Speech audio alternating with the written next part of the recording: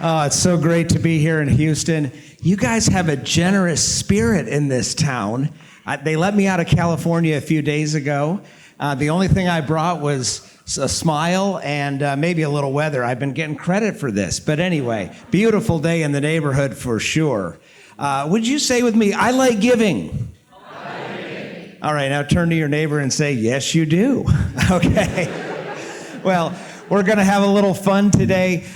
I just know that I'm in the presence of a lot of people that are generous, and I've learned from you, and that's been fun. But I think we can learn from each other.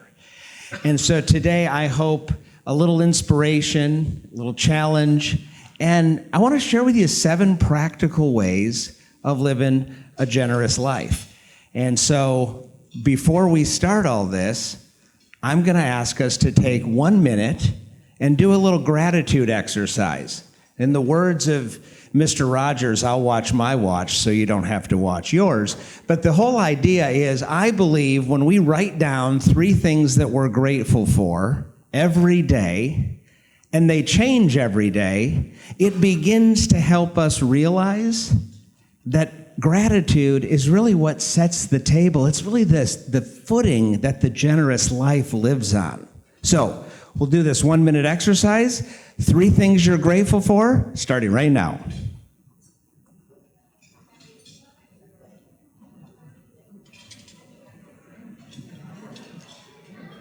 So I never met anybody that talked about what they're grateful for. I meant write them down.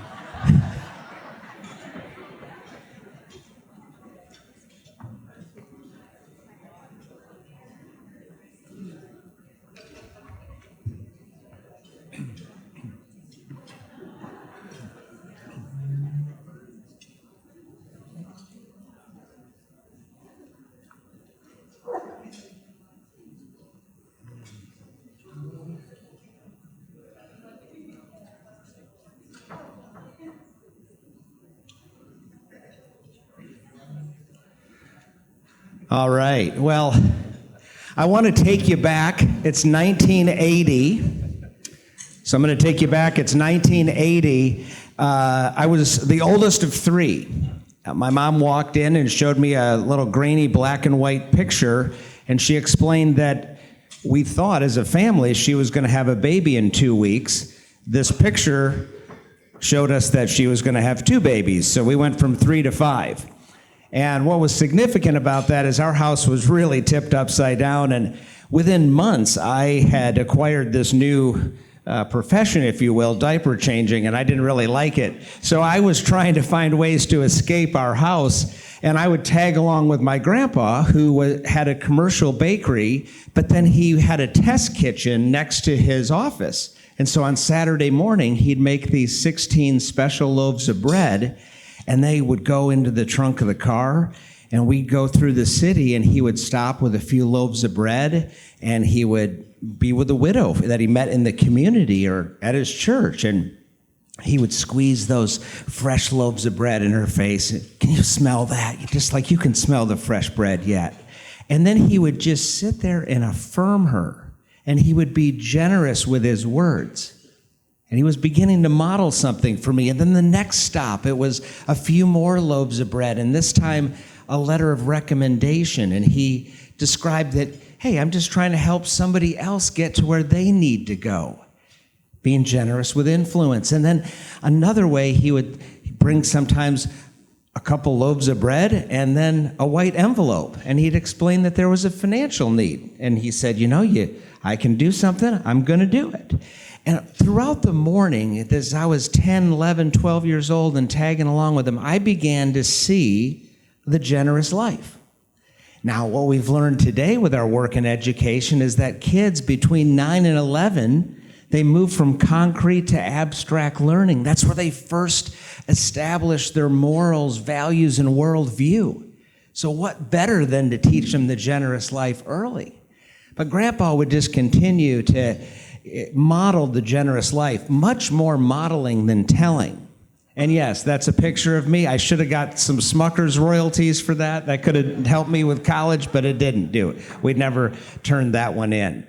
Grandpa was somebody who just modeled something special for me. And those seeds were planted. And so when I got a little bit older and ended up having kids, Grandpa would always say things like, get your antenna working, or be looking and listening. Why are you learning about opportunities to give? They're right in front of you. And sometimes we think we have to look so far away when it's right in front of us. And so I brought that thinking into our family. What was neat about it is one day I would pull the kids around if I saw an article that I thought they would learn from. One day I read the newspaper back when people did, and it was one of these things where the Sudanese father and son were firebombed out of their village, and my wife is there, and we have kids 10, 7, and 2 at the time. And basically what happened is they ended up in our city in Grand Rapids, Michigan, and we began to read the article and realize that they had nothing but clothes on their back and a few bikes. And they lost friends and family. It's a horrible situation. And then I read a little further, and we realized that their bikes were stolen. And so I just said to one of the kids, like, what should we do? And my oldest son's like, we got to go get them bikes. And I'm like, you're right, we got to go get them bikes. I'm kind of the activator in the family, so we piled in the minivan, off to the bike store we went, bought 2 bikes, put them in the back, and rolled up to that stop sign. And this is where I'm just going to bring you into my marriage just a little bit. My wife looks over and says, hey, idea guy, where do they live? I don't know. I just figured we'd figure this out as we went. And so, now some of you might have this analogy. It works good for us. There's gas pedals and brakes in relationships. You get to know, figure that out. And we need both. And so she really, was very patient that day because it was 4.5 hours of a wild goose chase around our city. But we eventually found the people. And when we did, all the dad could say is, I like bike, I like bike, I like bike. And as we got in the car to leave that day, 2 things happened that changed the trajectory of our lives. One was my wife said, I think we had an assignment today. I kept thinking there was somebody else would do it, some organization. She said, remember Grandpa said to have your antenna working? And so you have an opportunity like Ace come your way, and maybe your antenna's already gone off, but there's something about having the opportunity right in front of you. And then from way in the back of the car, one of my sons says, that was way better than us going to the water park today. And it was in that moment that I realized this truth about, when kids can experience the joy of giving and the truth that it's better to give than receive, better to give than get, however you want to say it, it sticks. It was powerful. And that began this whole movement of I Like Giving that we're all about. And then I would tell friends like the I Like Bike story, and I would get the strangest text messages. One day I got a text, this guy says, Scott, I like cavities. I'm like, what do you mean you like cavities? That's the silliest thing I've ever heard. So I called him and I said, what do you mean you like cavities? He said, well, I was at the dentist's office and I overheard a single mom say, got these 3 young kids and I've got this $926 bill. And he said, I just kept hearing in my head, I like bike, get your antenna working, I like bike. And he goes, you know me, I'm introverted. I don't even know if I like people. And so, but he goes, I got up and I gave. He goes, my wheels didn't hit the ground the whole way home. He said, I was reading in the good book about bearing each other's burdens. Wow. It's kind of a little bit what happens when you give to Ace, right? You're helping somebody else. So I like cavities, just happens. So then we decide, hey, well, I want to do what my grandpa did. We want to model the generous life. So we're going to tell our kids that we got a little emergency giving fund, and if they see an opportunity, we want them to come tell us about it. And so my oldest son came to us one day, and he said, I just found out about my buddy Nolan. His dad's got cancer bad and 2 months to live. And he said, is there anything we can do? And we all talked about what would be the best thing. And we decided, hey, let's get him a prepaid Visa card, because I'm sure they've got some expense. We might not know what that would be, but this is going to help him. So we sent it to him. And the doctor was right. A couple months went by, and the man passed away. And weeks after that, a note came to our house. And this is what the note said. Dear Brad and Laura, my husband Tom was pacing back and forth in the living room, believing, praying that God would get him some money so he could put new tires on his wife's car so she'd be safe on those snowy Michigan roads. And I thought, as I got ready for this talk, I suspect there are people pacing back and forth in their living room. But can we get some help? Is it a prayer? Is it a belief? Is it a hope? And we get to be a part, maybe, of being part of answering somebody's thoughts, prayers, hopes. It's pretty powerful. That is awesome. What's interesting is that during that time of my life, when that happened, I was going through a major health battle of my own, and it was fascinating to look at the pre-decision that my wife and I had made to live generously, and it helped us think about and help somebody else in their situation, because it got us off of our own. It's a powerful thing to be able to live generously, daily, weekly, and monthly. So I had this thought about briefly explaining the work of I Like Giving. Brad already mentioned the podcast. We are all about inspiring people to live generously. And so we do that in 3 ways. Generous business, and one of the things that I have the privilege of is hosting a podcast called The Wow Factor. Norton was on last week. We just find that story and words of wisdom from people is what we need in our world today. I had the privilege of interviewing our friend Jeff Rosen from the National Constitution Center. And I love these really smart guys that read thick books. And I wanted to get to tell me about our founders more and generosity and giving. And he quoted Washington. He said, there's this thought that we won't have a republic for long without kindness and generosity, is what Washington said. And I thought, well, good. That's a good reason to get up in the morning. Let's create more generous people in our country, because I like the idea of a free country. Powerful thinking through that generous business initiative. And then in our generous family, we really believe that helping people capture their story to share with future generations is a must.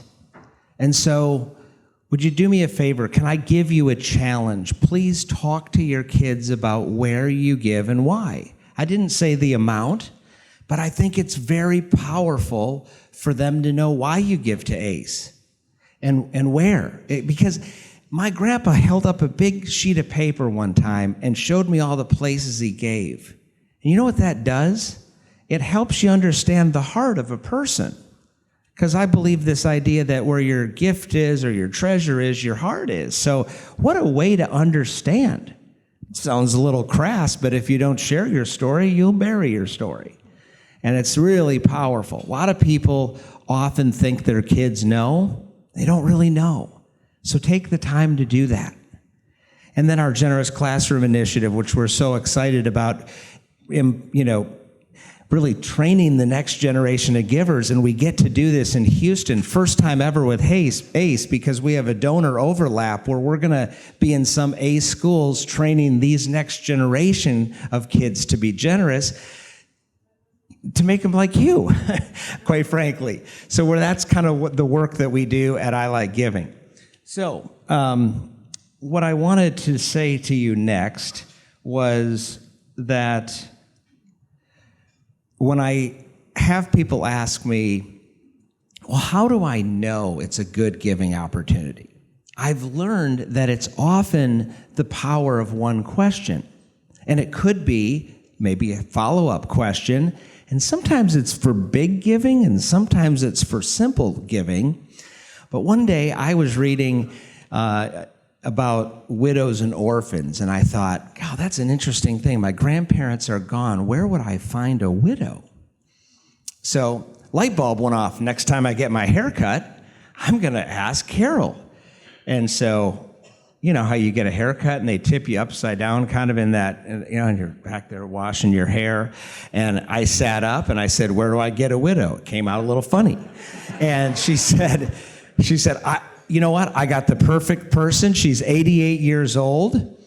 Her husband passed away. She lives in a one-bedroom apartment. She's cutting back on her medicine. And so I talked to my wife, and we just decided we're going to start giving her money. I really had the thought, like, we'll meet her in heaven someday. But 4 years later, she's still alive. So Carol's like, have you ever met this lady before? You know, maybe you should. So we went out to lunch, and it was an instant connection. We had our kids with us. Now, you remember what I said earlier? Why do you think we had that instant connection? Because your treasure and heart.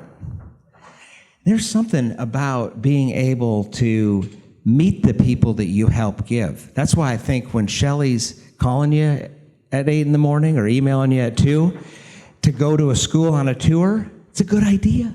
Just saying.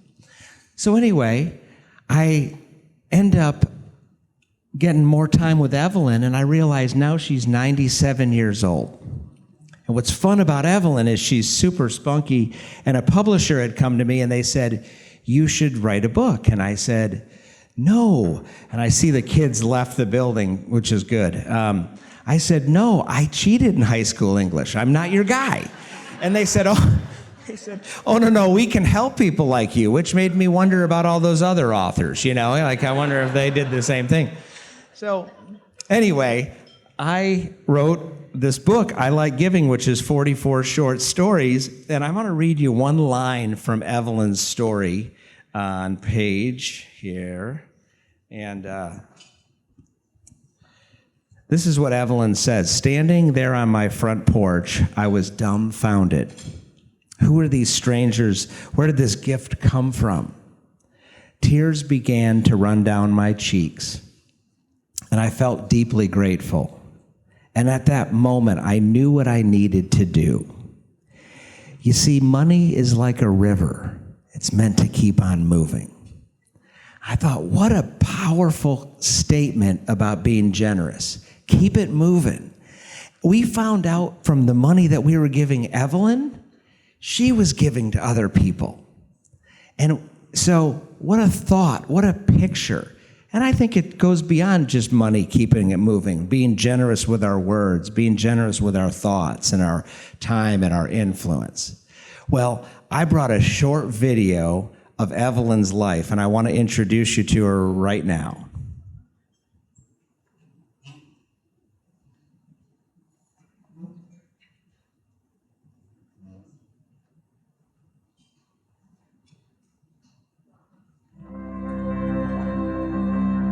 How old are you? 97. I'll be 98 in October.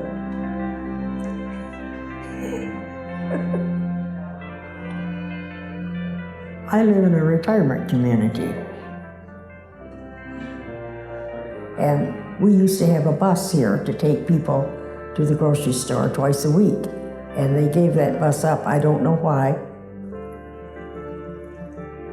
So a lot of people were stuck around here, like my neighbor Joyce, who was a very shy person. She said to me, well, if they don't get another bus, they'll find another place for me to live. And she said, I just don't want to go anywhere else. I said, Joyce, I'll get you to the grocery store every week. But I lost my driver's license because somebody thought I was too old. But I didn't have a mark against me at all. I was heartbroken at that. I really was. It made me feel old. It made me feel useless.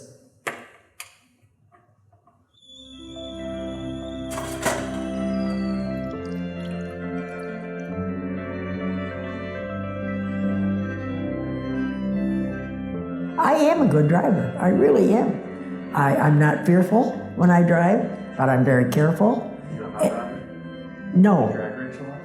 Well, I drive 65, but I obey the rules, so I went to get it back. You make a promise, it's important for me to keep that promise if it's possible.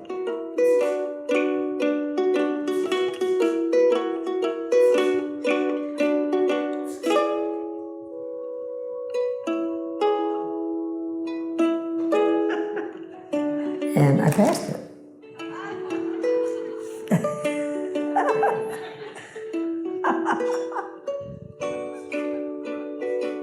I'm on the earth, I'm here. If I can contribute, I should. Shouldn't we all? And not just think of ourselves. It's supposed to get real cold. That's what he said. Like I say, I don't have money to give, but I can give myself and my time. A lot of people in the world who don't have anybody who cares about them. So that's the way I felt.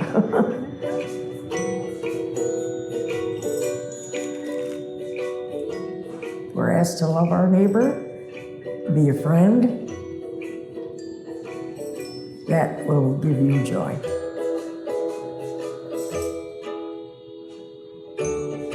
I mean, I don't do this so you think I'm great. I don't even think of that. My daughter says, Mother, you shouldn't do this, you shouldn't do that. I'll say, well, okay. And like I say, I do what I please. I wouldn't do anything dangerous, but, you know. Oh, gosh. Isn't she fun? So our organization produced that video a few years ago, but I wanted to share it with you because I think when you think about kids and training them to be generous and what you're doing for them, it sets them on a trajectory of decades of a generous life. You know, I had the privilege of going to Evelyn's funeral. It was packed. And a little news tip, when you die at 98, it's not all your peers in their 90s. She had 20-somethings, 30s, all of these different people that she impacted over her life. I talked about the 7 ways of living generously, and I just want to briefly go through those because they're things that I've learned through all of these years learning, studying the generous life. So generosity of words. We know what that's like when we affirm somebody and build them up. We also know what it's like when we don't have generous words to us. And we can remember that like it was yesterday, even though it might have been years and years ago. Then generosity of thoughts. What a powerful way to be generous. Are you thinking about someone? Are you giving them the benefit of the doubt? What's your thought life like? You know what I learned? The first 5 minutes of the day of what you think about sets the trajectory of your thought life for the entire day. That's why I like to start my day with gratitude and a lot of other things that I try to take in because I know the thought life is so powerful. Then generosity of money. Every time we give, I think it softens our heart. I think we're designed to give. And then generosity of influence. All of us have a sphere of influence. I wouldn't be here today if Brad didn't introduce me a while back to Norton and Shelley. We can help other people get exposed to other things by using our influence. And sometimes that doesn't work. Sometimes I get burned. Somebody said, well, what happens when you give and it goes bad? Oh, so you think that I want to stop giving and not experience joy in the rest of my life? That's kind of silly. No, so sometimes you miss on that, but being generous with your influence is powerful. And then generosity of time. We all have that same 168 hours in the week. I had a guy on my podcast. I'm sorry, it wasn't a guy. It was Lindsay Uberoth, who's the CEO of Preferred Hotels and Resorts. And I said, Lindsay, what's your wow or your word of wisdom? She said, it's really easy. If it's not hell yes, it's hell no, because there's no hell maybes. So you get to decide to say no to some things so you can be ready to say yes to what's probably really important. And then generosity of attention. This is one I wish I would have left out. I don't know about you, but I carry around a phone, and it's the anti-attention device. My word, the other night I was out for a date with my wife and said one of these classic bonehead guy things like, can you believe all these people in this nice restaurant? It's like they're on a date with their phone. And she looks at me after 30 years of marriage with that smile and says, like you? Oh my word. It's easy to look at somebody else's program. What is it like when we're fully present with somebody and we make eye contact? Maybe, just maybe, in our world, it's a good idea to put the phone down. And that's from a guy who misses all the time, by the way. I could tell stories forever. And then generosity of belongings, how you share your stuff. You get to pick what that is. But what I've learned is that these 7 ways help us live generously daily, weekly, and monthly. And when you combine them together, they're a super powerful force in nature. Well, I started talking about Grandpa, and I want to end with something I found that he wrote when I was 14 years old. I didn't find it until after he passed away. And I brought a copy of the note. And Grandpa, he said, Dear Brad, Winston Churchill says we make a living by what we get, but we make a life by what we give. I think this is well worth remembering. Love, Gramps. I think this is well worth remembering for all of us. We make a living, but we really make a life by what we give. Honored to be here today.